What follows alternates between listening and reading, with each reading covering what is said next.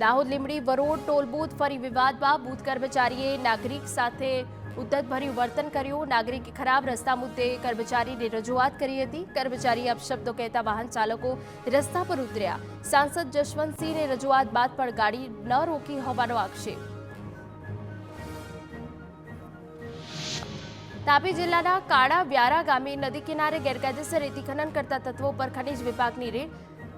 Surat flying squad અને તાપી ભૂસ્તર વિભાગની સંયુક્ત રેડમાં મશીનો અને ટ્રક કબજે લેવાયા।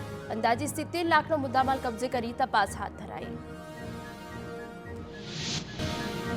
બનાસકાંઠા અમીરગઢના મહાદેવના મેળામાં હથિયાર સાથે ફરતા 13 ઇસમો પકડાયા। 13 જેટલા અસામાજિક તત્વોને પકડી કાર્યવાહી કરવામાં આવી। મેળામાં વાતાવરણ ડહોળાય એ પહેલા જ પોલીસે અટકાયત કરી।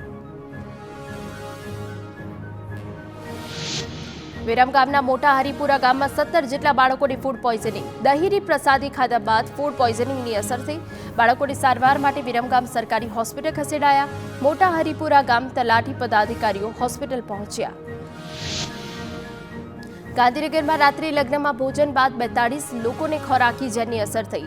લગ્ન પ્રસંગમાં ભોજન બાદ ઝાડા ઉલટીની અસર થવા લાગી।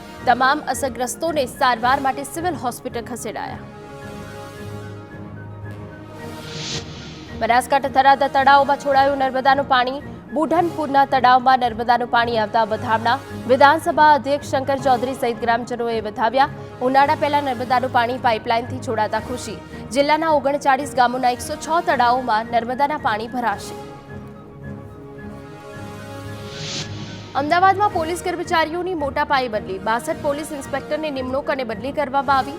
23 પીઆઈની આંતરિક બદલીઓ કરવામાં આવી। બદલી સાથે આવેલા 39 પીઆઈને પોલીસ સ્ટેશનમાં ચાર્જ સોંપવામાં આવ્યો। શહેર પોલીસ કમિશનરના આદેશથી બદલી કરાઈ।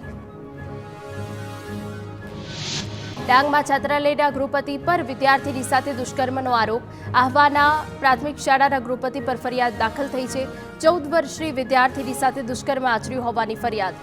ગૃહપતિ નશો કરી છેડતી કરતો હોવાનો આરોપ। પીડિત વિદ્યાર્થીની માતાએ ફરિયાદ કરતા આરોપી ફરાર। અંબાજી ગબ્બર પર્વત પર રોપવે 6 દિવસ માટે બંધ। વાર્ષિક મેન્ટેનન્સની કામગીરી કરવામાં આવી હોવાથી નિર્ણય લેવાયો। 11 થી 16 માર્ચ સુધી રોપવે સેવાનો લાભ નહીં લઈ શકાય। રોપવેની વાર્ષિક સારસંભાળ પરિપૂર્ણ થયા બાદ ફરી સેવા ચાલુ કરાશે।